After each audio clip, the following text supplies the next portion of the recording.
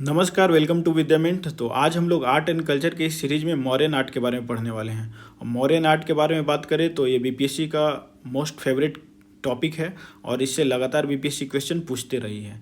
बार बार repeated question होते हैं, आप देख सकते हैं 40 में भी क्वेश्चन पूछा गया, 42 में भी पूछा गया, 44 में भी पूछा गया, 53 में पूछा गया, 62 में पूछा गया, 64 में पूछा गया, 67 में पूछा गया, 69 में पूछा गया और 70th में भी पूछा गया।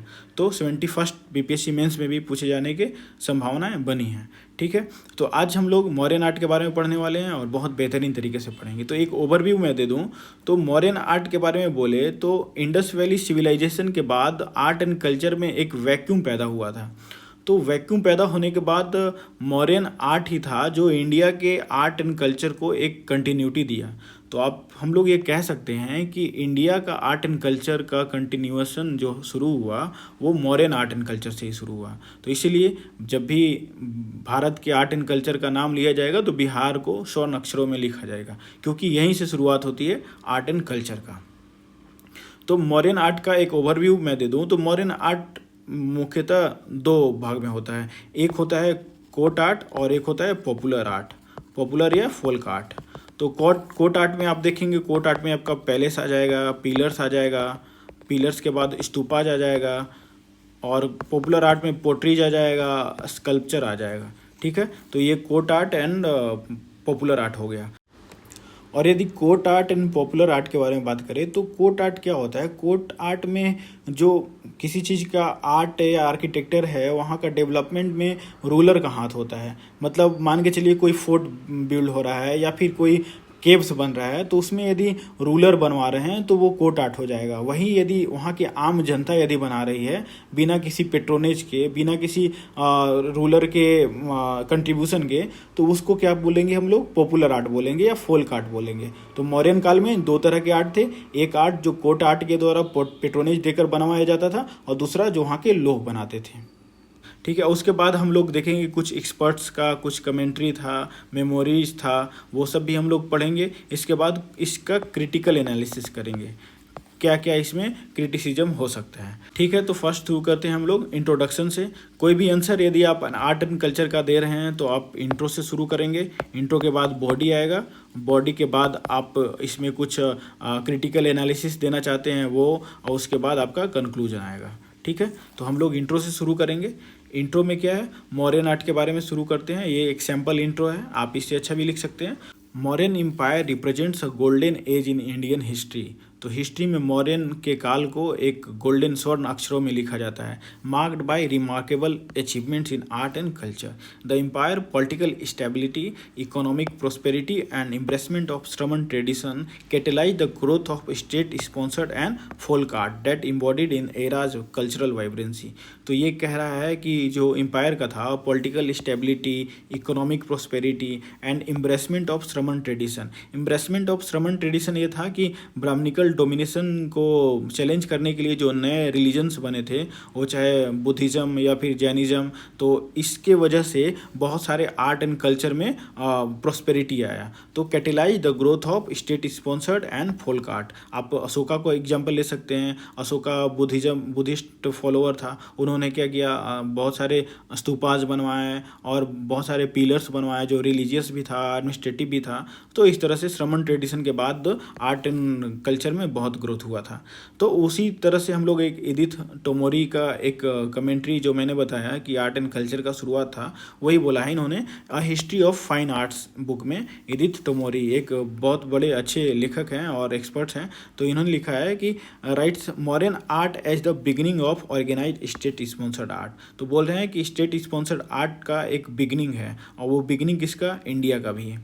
अब हम लोग इसके फीचर्स के बारे में बात करेंगे। तो फीचर्स के बारे में बोले तो modern art is a blend of local and different Indian art. तो local and different Indian art जैसे बोल सकते हैं कि जो कुछ नॉर्थ इंडिया के आर्ट के अपने स्वरूप थे, कुछ साउथ इंडिया के जैसे अमरावती वगैरह का, तो उसके अपने कुछ कैरेक्टरिस्टिक थे, तो उसका ब्लेंड था। और साथ में ईरानियन आर्ट से भी कुछ लिए गए हैं इसमें। तो modern art is a blend of local and different Indian art along with Iranian art form. ठीक है, the great Mauryan ruler Ashoka embraced Shramana tradition and immense Buddhist missionaries activities gave rise to excellent Mauryan sculptures and architectural style। तो कह रहा है कि श्रमण tradition के बाद बहुत सारा विकास हुआ, और किस चीज़ में, स्कल्पचर हो या आर्किटेक्चरल हो, स्तूपा आप देख सकते हैं, सांची का स्तूपा, तो ये सब में विकास हुआ।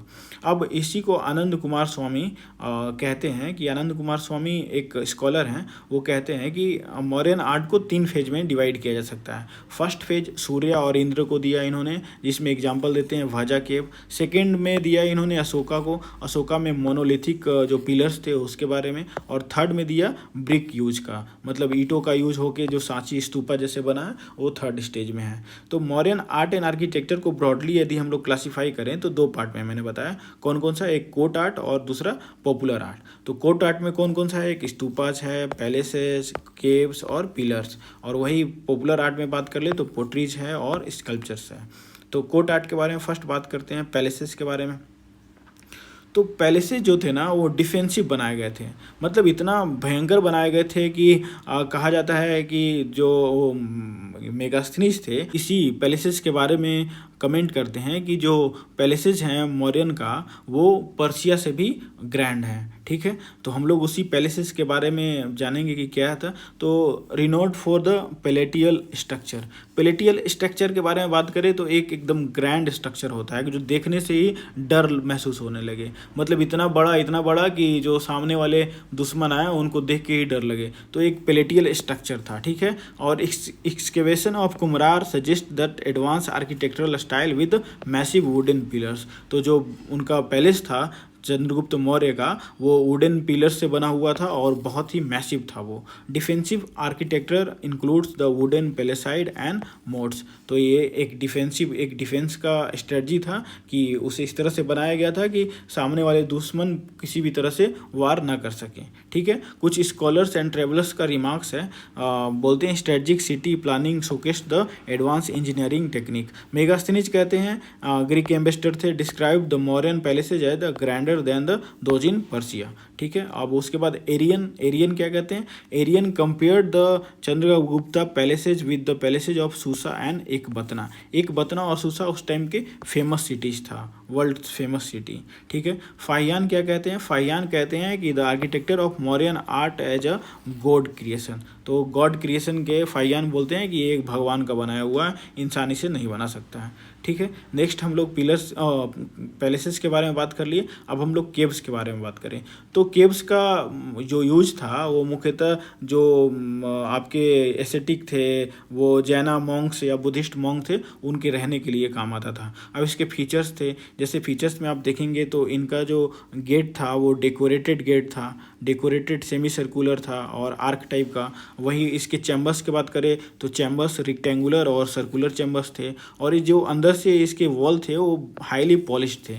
आप गूगल पे सर्च करके देखेंगे तो इसके वॉल हाईली पॉलिश्ड मिलेंगे, और जिसके गेट था वो डेकोरेटेड था, सेमी सर्कुलर आर्क गेटवे। ठीक है, अब कुछ एग्जांपल्स हैं बराबर केव्स के बारे में। तो बराबर में 4 केव मिलेंगे आपके, कर्ण चौपार, लोमस ऋषि और सुदामा और विश्वामित्र। वहीं नागार्जुना केव्स के बारे में बात करें तो वहाँ पे 3 मिलेगा, वदाथी, वापिया और गोपी का कुभा। एक कुभा बोला जाता है, तो ये नागार्जुना केव हो गया, ये बराबर केव हो गया। तो ये केव्स के बारे में पढ़ लिए। अब इसी केव्स को फिक्शनलाइज किए हैं ईएम फोस्टर अपने बुक में अ पासेज टू इंडिया, इन्होंने 7 केव्स का नाम देकर। तो खैर बस मैंने रेफरेंस के लिए लिख दिया, ये ईएम फोस्टर इसको फिक्शनलाइज किए अपने बुक में पासेज टू इंडिया।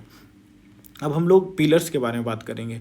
तो objective of pillars was disseminate Buddhist ideology and court orders. तो जो पिलर्स का मेन ऑब्जेक्टिव था वो बुद्धिस्ट आइडियोलॉजी को, धम्मा जिसको बोलते हैं, धम्मा की आइडियोलॉजी को प्रसार करना था, और कुछ कोर्ट ऑर्डर से भी रिलेटेड थे। अब इसके फीचर्स के बारे में बात कर ले तो rocks used in the pillars were brought from the Chunar sandstone. तो सैंडस्टोन, चुनार सैंडस्टोन से बनाया गया था। मोनोलिथिक था, ये मोनोलिथिक पिलर्स था ये। और उसके बाद लैंग्वेज जो पिलर्स पे यूज किए गए थे वो मेनली पाली और संस्कृत थे, लेकिन कुछ ऐसे भी पिलर्स मिले हैं जिसमें ग्रीक और अरमाइक लैंग्वेज भी यूज किए गए हैं। आप देख सकते हैं ये लायन है, हंसना नहीं है, तो ये लायन है और इसके ऊपर एक बोला जाता है कि जो पिलर्स थे उसके ऊपर कोई एनिमल बनाया जाता था और ये एनिमल जिस पे रहता था उसको एबेकस बोलते हैं। और उसके नीचे एक आप कह सकते हैं कि उल्टा लोटस बनाया जाता था, इसको कैपिटल बोला जाता है। और जो पिलर्स के ये थे इसको शाफ्ट बोला जाता है, वो मोनोलिथिक होता था। ठीक है,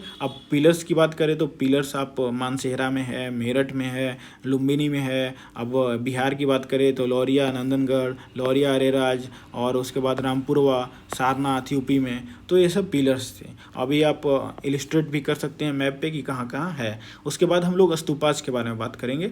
तो स्तूपाज क्या थे?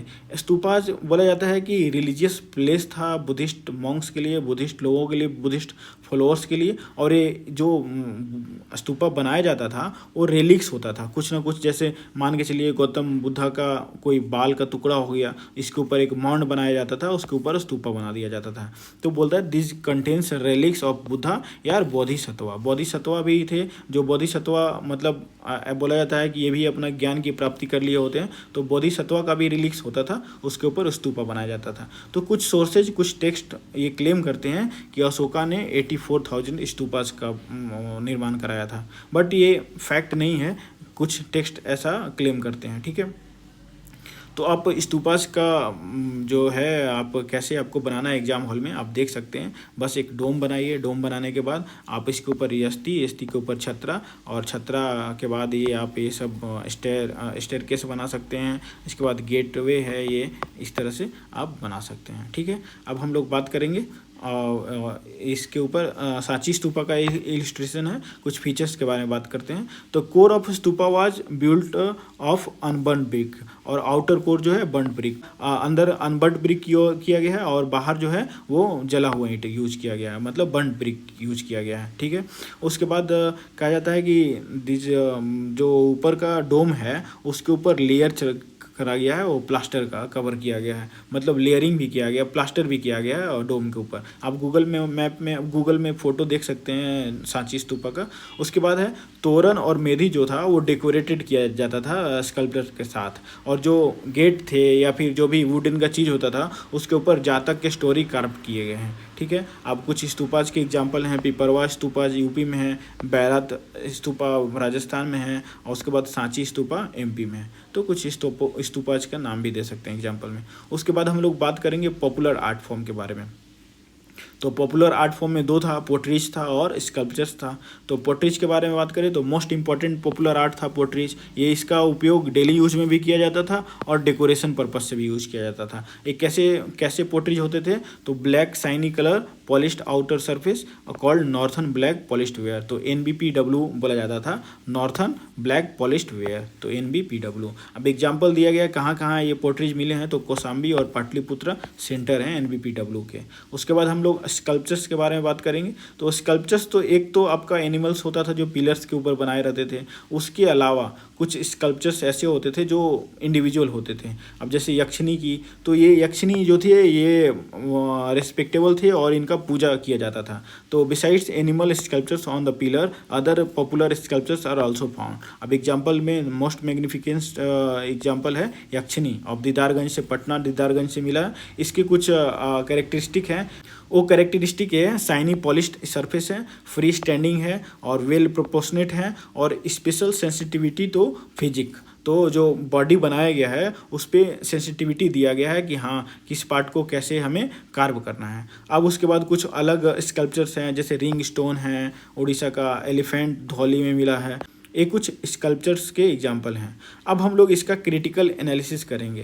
क्रिटिकल एनालिसिस में जॉन मार्शल का सबसे पहले नाम लिखेंगे कि John Marshall considered the Mauryan art inspired from Iranian arts. तो ये कहते हैं कि जो मौर्यन आर्ट है वो इंस्पायर्ड हुआ था ईरानियन आर्ट से, तो ये कोई यूनिक आर्ट एंड कल्चर नहीं है। ठीक है, और some scholars also claim that Mauryan palaces were carbon copy of Armenian empire. तो अर्मेनियन या एक्मेनियन का जो एम्पायर था उसका कार्बन कॉपी बनाया जाता है। इवन ये कहा जाता है कि पिलर्स भी जो थे अशोका के वो इंस्पायर्ड थे एक्मेनियन एम्पायर से। ठीक है, अब उसके बाद जो कोर्ट आर्ट थे वो हाईली रिलीजियस थे। अब हाईली रिलीजियस के कारण जो कल्चरल इथोज है उसको रिप्रेजेंट नहीं करता है, जो सोसाइटी के और कल्चरल इथोज हैं उसे रिप्रेजेंट नहीं करता है।